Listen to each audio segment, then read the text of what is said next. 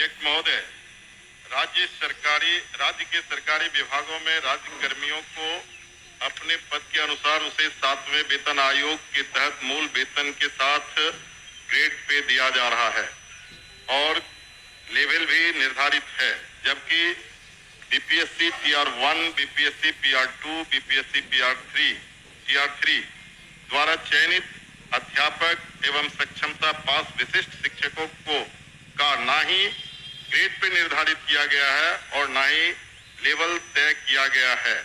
सिर्फ नियोजन के तहत वर्ग 1 से 5 के अध्यापकों को एवं विशिष्ट शिक्षकों को 25,000, वर्ग 6 से 8 के अध्यापक को 28,000, वर्ग 9 से 10 के अध्यापक एवं विशिष्ट शिक्षकों को 31,000, वर्ग 11 से 12 के अध्यापक एवं विशिष्ट शिक्षकों को 32,000 रुपया मूल वेतन दिया जा रहा है, जो 7वें वेतन आयोग से बिल्कुल अलग है, जिसके कारण भविष्य में अध्यापक एवं विशिष्ट अध्यापकों को 8वें वेतन आयोग के लाभ से वंचित रहना पड़ सकता है, जबकि उक्त शिक्षकों को भी राज्य कर्मी का दर्जा प्राप्त है। अतः उक्त शिक्षकों के हित में पद के अनुसार शिक्षकों को ग्रेड पे तथा लेवल निर्धारित करने हेतु हम सदन के माध्यम से सरकार का ध्यान आकृष्ट कराते हैं। माननीय मंत्री शिक्षा विभाग। अध्यक्ष महोदय, वस्तु स्थिति यह है कि पंचायती राज संस्थाओं एवं नगर निकाय संस्थाओं द्वारा नियुक्त शिक्षकों को समान कार्य के बदले समान वेतन देने से संबंधित माननीय सर्वोच्च न्यायालय में दायर SLP संख्या 20/2018 बिहार सरकार एवं अन्य बनाम बिहार माध्यमिक शिक्षक संघर्ष समिति एवं अन्य के साथ दिनांक 10/5/2019 को पारित आदेश, जिसमें माननीय उच्च न्यायालय के द्वारा समान कार्य के बदले समान वेतन देने हेतु पारित आदेश को निरस्त कर दिया गया है। राज्य सरकार पंचायती राज संस्थाओं एवं नगर निकाय संस्थाओं द्वारा नियुक्त शिक्षकों को बेहतर वेतन एवं सेवा शर्त हेतुकृत संकल्पित रही है। राज्य सरकार ने सहानुभूति पूर्वक इन शिक्षकों को 1/9/2020 से EPF योजना, जिसमें राज्य सरकार के द्वारा लगभग 5% अंशदान दिया गया है, से आच्छादित करते हुए दिनांक 1/4/2021 से 15% का वेतन वृद्धि किया गया। पुनः राज्य सरकार द्वारा स्थानीय निकाय शिक्षकों को बेहतर सेवा शर्त एवं वेतन प्राप्त हो के परिप्रेक्ष्य में बिहार विद्यालय विशिष्ट शिक्षा नियमावली 2023 अधिसूचित किया गया।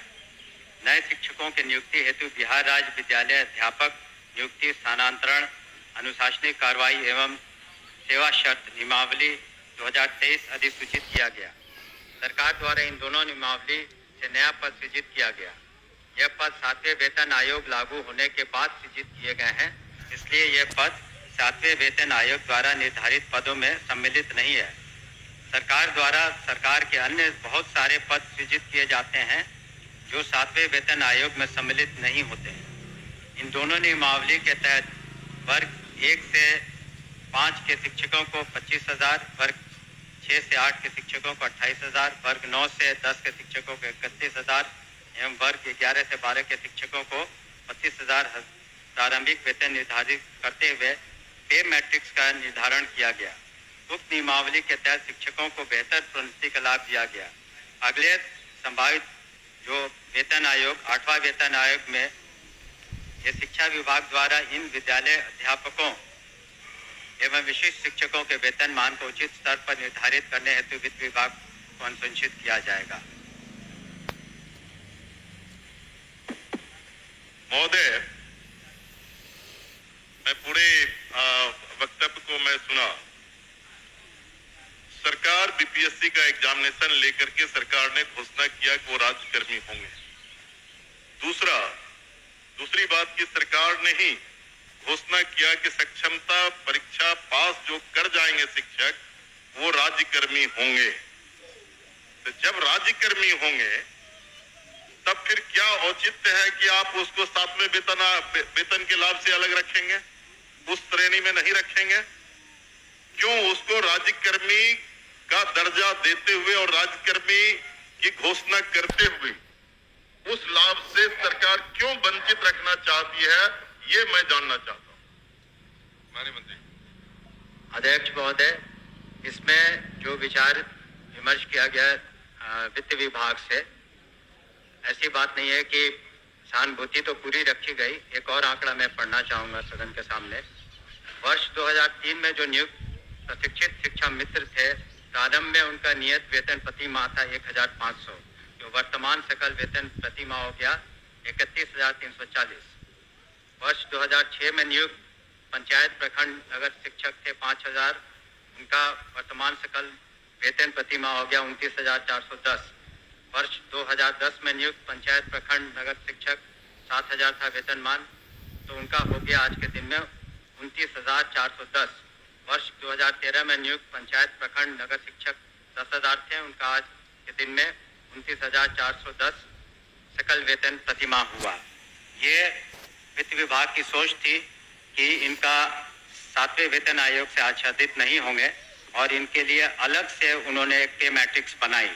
लेकिन साथ ही हमने ये भी कहा कि भविष्य में जब 8th पे कमीशन लागू होगा तो उसमें फिटमेंट कमेटी बैठती और फिटमेंट कमेटी जिस श्रेणी में ये फिट करेंगे उसमें उनको आच्छादित करेंगे। धन्यवाद। महोदय, जो सरकार के द्वारा वक्तव्य फिर दोबारा दिया गया, ये पुरानी बात को दोहराई गई कि जब नियोजन इकाई, कई नियोजन इकाई थी, आपने तय में उस तमाम नियोजन इकाई को भंग कर दिया। अब जिला स्तर पर नियोजन इकाई आपने गठित कर दिया, जितने जिला है उतने ही नियोजन इकाई है, और आपने आपके फैसले से सरकार ने फैसला लिया कि अब तमाम जो पहली प्रक्रिया थी उसको हम समाप्त करते हैं और बीपीएससी से एग्जामिनेशन लेकर के हम शिक्षक को बहाल करेंगे और वो राज्यकर्मी होंगे। दूसरा, कि सरकार से हम लोग बात कर रहे थे कि जो पुराने तरीके से पंचायत से, प्रखंड से, जिला परिषद से जिन शिक्षकों को नियोजित किया गया उनको आप सरकारी कर्मी घोषित कीजिए। सरकार ने एक फैसला लिया, सक्षमता परीक्षा जो पास करेगा वो सरकारी कर्मी होंगे। तो सवाल उठता है कि सरकारी कर्मी वो सिर्फ स्कूल में नहीं पढ़ाते हैं, उनसे आप चुनाव में बूथ पर भेजते हैं, उनसे आप जो है सो बीएलओ बनाते हैं, उनको कई तरह का सवाल करते हैं। जब वो सरकारी कर्मी आपने घोषित किया है, तब सरकारी कर्मी के बराबर उसके समकक्ष 7वां वेतन क्यों नहीं देना चाहती है, ये हम जानना चाहते हैं। तो नहीं, उनका कहना है कि वो पुराना जो बताया 4000 था, 2000 था, 3000 था। दूसरी बार खड़े होकर बोले नहीं सर। अध्यक्ष महोदय, जब ये पूरा मामला वित्त विभाग में गया, वित्त विभाग इसमें सारी निर्णय लेता है। पे मैट्रिक्स उन्होंने नया किया और कहा कि ये 7वें वेतन आयोग से आच्छादित नहीं होंगे। और दूसरी बात ये भी है, हम इस बात को स्वीकार कर रहे हैं कि भविष्य में जब 8th पे कमीशन का इन्होंने बात उठाई है, तो जब भी पे कमीशन केंद्र सरकार के द्वारा जब वो लागू होता है तो यहाँ बिहार में भी फिटमेंट कमेटी बैठती है और फिटमेंट कमेटी के अनुसार उस वक्त इसमें जिसमें करेंगे हम लोग अनुशंसा करेंगे। लेकिन अंतोगत्वा इन सभी मामलों में वित्त विभाग अपने वित्तीय प्रबंधन के तहत ही अंतिम फैसला देता है, जिसको सभी को स्वीकार करना पड़ता है। धन्यवाद। हो गया आपका। सर ठीक है, वो लोग पूछेंगे, लेकिन मेरा आखिरी सबमिशन है सर, सप्लीमेंट्री मेरा ये है कि वित्त विभाग से सारी प्रक्रिया को पूरा करते हुए तब आपने बीपीएससी का एग्जामिनेशन लिया और तब आपने राज्यकर्मी का दर्जा दिया। तो साथ में वही घूम फिर के आ रहे हैं आप। 7वें वेतन का आप लाभ उसे क्यों नहीं देना चाहते? ये सरकार एक लास्ट करते हैं सर। मैं एक ही बात को बोल रहे, बोलिए अध्यक्ष।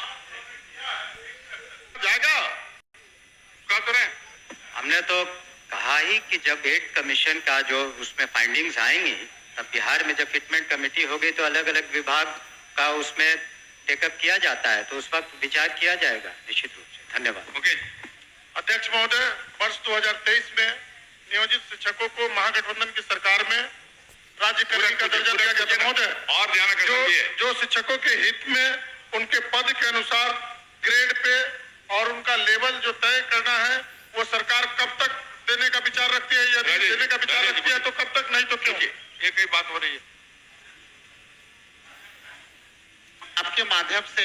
मैं शॉर्ट में दो पूरक पूछना चाहता हूं। क्या सरकार को ग्रेड पे निर्धारण करने में आर्थिक बोझ आ रही है? और यदि ये आर्थिक बोझ आ रही है तो सरकार बतावे कि कितने की आर्थिक बोझ आ रही है, तब जो है वो इनको करने में क्या कठिनाई आ रही है आर्थिक बोझ आने में। ये मेरा सवाल है। बैठिए, और कोई पूछने वाले नहीं ना है? चलिए आप बताइए। महोदय, ये तो जब ऐसे मामले वित्त विभाग में जाते हैं तो नीति निर्धारण और सारी समीक्षा वित्त विभाग करती है, तो वित्त विभाग का निर्णय सभी को मान्य होता है और इस पर क्या आंतरिक जो वित्तीय बोझ रहेगा सभी चीजों का कैलकुलेशन उन्होंने किया होगा, तभी इस तरह का उन्होंने इस निर्णय पर पहुंचे जिसके बारे में हमने सदन को अवगत किया। अध्यक्ष आपकी सूचना को पढ़े। अध्यक्ष बैठी हो गया नहीं? अरे 3 बार जवाब दिए, 3 बार वही सवाल खड़ा किया जो आप बड़ी अभी कैसे जी